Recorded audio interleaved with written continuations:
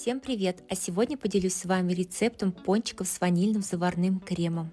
Для пары соединяем молоко, добавляем дрожжи, добавляем ложку сахара и 3 ложки муки.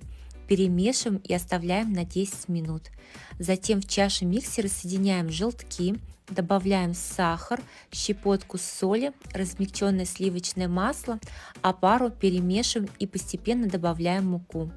Тесто накрываем пленкой и ставим в теплое место примерно на 1 час. Пока тесто поднимается, приготовим с вами крем. В чаше соединяем яйца и сахар и взбиваем пару минут. Затем в кастрюле соединяем молоко, добавляем яичную смесь, ванилин, муку и варим до загустения. Накрываем пленкой в контакт и даем полностью остыть. Зашедшее тесто раскатываем толщиной 1,5 см и делаем кругляшочки диаметром 8 см.